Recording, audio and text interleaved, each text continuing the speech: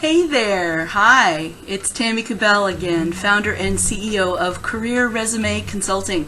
Today I would like to talk with you about your presence and your magnetism when it comes to executive interviewing and how your presence and magnetism can help you win that job. So as you can see, I've got a lot of interview tips on YouTube, on my blog, on LinkedIn, a lot of different places, and what I'm trying to do is build a lot of little things that add up to a tremendous effect in interviewing, in networking, in working with recruiters, in talking with references and coaching references, in building your resume, and even in negotiating. So today we're going to go into another of my very famous long rants of executive interviewing tips. And this is building your presence and your magnetism.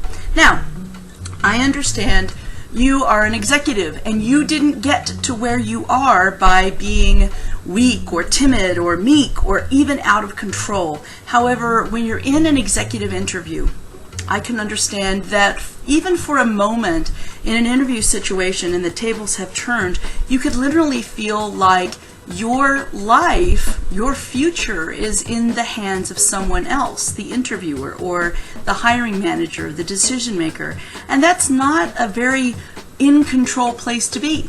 And it's very interesting when I work with people in doing mock interviews, which I often do in my interview coaching, I see the most senior level executives at very large companies. These are very well paid people in high level positions of great authority and power. They're absolutely crumbling when it comes down to a mock interview. They start to fidget, they start to fumble their words, they start to stutter or stammer a little bit. That's not a good place to be. You've really got to maintain your sense of comfort, your sense of confidence, and your sense of control. And it's because the other person, whether that be an interviewer or a networking partner or anybody that you're talking to, they want to feel comfortable, they want to feel confident, and they want to feel in control. And when you are comfortable, confident, and in control, then you make them feel that way too, and they want to be around you, and they want to learn more about you and possibly work with you. They like you more. Likability is a big thing. So what I want to do is talk with you about what you can do to maintain your presence, maintain that sense of magnetism where people want to get to know you more, especially in an interviewing and even a networking situation, okay? So I'm going to go over 3 different things that can be a solution to possibly feeling a little bit out of control. I want to go over your eyes, and I might give you some advice that you may not have heard about as far as maintaining eye contact. I want to go over your voice and tonality and what you should be doing with your voice to maintain a sense of control. And then also how often you check in and what checking in means and how people do it unconsciously and how often you should be doing it and when you should be doing it. So let's talk about your eyes. You will be surprised when you get into a situation when you don't feel in control. Your eyes unconsciously will dart from side to side. You may not move your head, your just eyes may dart a little bit when you're thinking side to side. This often happens if you're in an uncomfortable situation in not just interviewing but also networking. You're in a networking situation. Maybe you're forced to network. You're in a group where you don't know anybody, and you're checking side to side with your eyes and also with your head. You don't want to do that. You want to maintain eye control, or eye contact.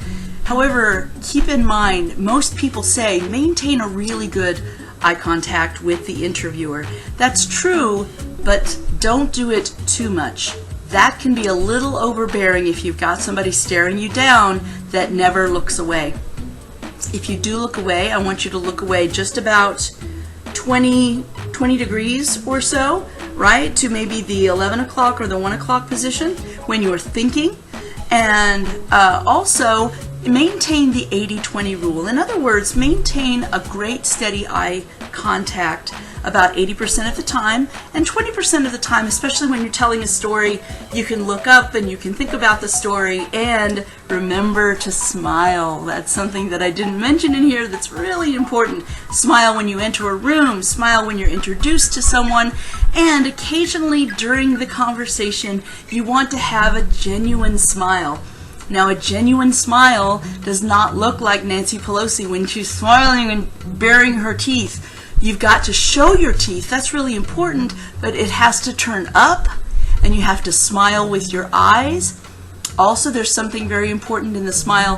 Have a little bit of a gap here where your teeth are not clenched together when you're smiling, but you can see a little black space in there, believe it or not. That shows a genuine smile. If you actually look at a photograph of somebody with a genuine smile, they're smiling with their eyes, they've got kind of an open mouth, you can see a little gap between their top and bottom teeth, and they're showing a lot of teeth. So keep that in mind. I kind of went off on a little tangent, but smiling is so important, guys. Okay, so the eyes, don't dart side to side, maintain eye contact, but only about 80% of the time. Number 2 is your voice and your tonality. That's about 35% of all of the communication that you do in any situation is actually in your voice and tonality. The words that you say are only 7% of your communication. Most of it is nonverbal. It's in your voice and tonality, and it's in your body posture and your body movements. All right? So, if you want to be taken seriously, you need to have a low voice. Now, I don't necessarily have a low voice. I've actually worked on it over the past years because I do a lot of public speaking. And to be taken seriously as a woman, you have to use on the lower half of your octaves in your voice. Now, I don't naturally, like I said, I don't naturally have a low voice, but when I'm talking and instructing, I'm not using a high voice because I'm not scared, I'm not nervous, I'm not too excited, and I'm not talking like this, which really makes me feel like I'm out of control.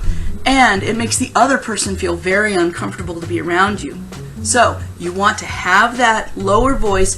Think about your own octaves, right? Think about how your range goes and stay on the lower half of that range when you're talking in a situation, in an interview situation, or even a networking situation where you're making a first impression with someone.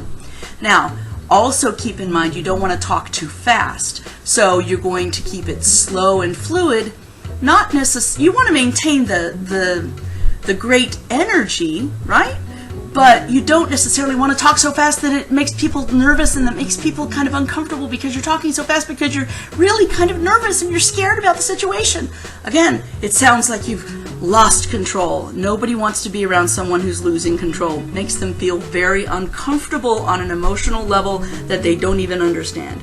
So just talk slow, and when you're telling stories, you can be excited in the story, but still maintain, again, not too high of a voice and not too fast of a storytelling, okay? Even when you're excitable or excited in the story.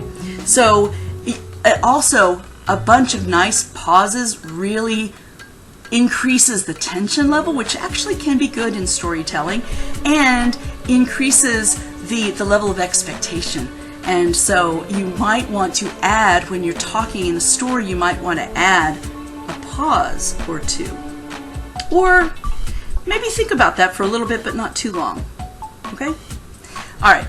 And then, now I'm going to talk about checking in. Now, here's what I mean by checking in. If you've ever noticed someone who is in an uncomfortable situation socially, let's say they are not the alpha in the group, and they're trying to tell a story, you'll notice that when they start to talk, and they stop and they oh, what were you saying? Before they've even finished their thought, they've interrupted themselves, and they're like, oh no, go ahead. Now, I hear that a lot with people that I'm coaching, even if they're executives. They could be in a nervous situation. They consider me to be the alpha on the phone, and therefore they're always checking in with me to make sure that I'm approving of what they're saying. That can happen even if you're an executive, and even if you're used to being in complete control and being the alpha. If you are in a situation where you are in an interview or you're networking with someone that could possibly introduce you to a decision maker, you could feel a little bit beta. You could feel a little bit not the alpha anymore, and you might tend to check in with them a little more often. Now, with checking in, I'm not saying that you're not using clarification every once in a while to make sure that you are being understood. You do that. However, you do it at the end of a complete thought or at the end of a complete story. So for instance, if you're answering an interview question, don't stop in the middle of the story and say, am I going on too long? Or, is that too much? Did I ramble too much? What you want to do is complete your story, complete your thought, and then say, so does that clarify the question? Does that answer the question for you? Is there anything else that you need to know about that? And you need to be very comfortable in your clarification. I don't want you to be nervous or, does that answer your question? I want you to be does that help you understand the situation or the context of what I'm talking about? You want to be, you want to clarify, you want to be understood and ask for clarification, that's fine, but you want to do it in a way where you are still maintaining that comfortableness, that sense of confidence, and that sense of control. All right? So, maintain eyes 80% of the time. Voice and tonality mean more than the actual words that you're saying. And checking in at the right times, not too often. Something else about checking in, if you don't do it too often, what it conveys is that, I hate to say it this way, but it means that, in some ways you're so confident about yourself, you don't really give a damn what other people think. It really is, I'm judging you as much as you're judging me. And really, you are interviewing them as much as they are interviewing you. And that's really what you should be feeling when you're in an interviewing situation. So if you are comfortable, confident, and in control, like I said, it makes you to be someone that the person wants to be around, that wants to work around, wants to get to know better, and so you're more likely to get the job offer. So that helps maintain that executive presence that you've worked so hard over the years to achieve that you may not think about in an interview, and also to create a sense of magnetism where people want to know you more. All right? If you like what you hear here, and you'd like to get more information, be sure, if you are on YouTube right now, to subscribe by clicking the subscribe button below so that you can get more of my information. And also, if you'd like to look at our website, we've got a lot of free resources on our website. It's careerresumeconsulting.com. And if you've really liked what you've heard here, and you would like to talk with us about how we can help you get that 6-figure or 7-figure position, then call our offices at 816-600-2478. Or if you're outside the country, we do work outside the U.S. So if you're outside of the U.S., feel free to email me directly. It's Tammy, Tammy, at beyondjobsearching.com. And also check out our website. It's careerresumeconsulting.com. We have a lot of free resources, and we can certainly help you with really anything having to do with an executive job search, whether it be writing your resume, increasing your online presence and your executive presence online, and also working with you one-on-one very closely, step by step, until you get that next position, including negotiating that new job for you. So that's it for me today. I hope this has helped you, and I will be talking with you soon. And good luck this week. Bye-bye now.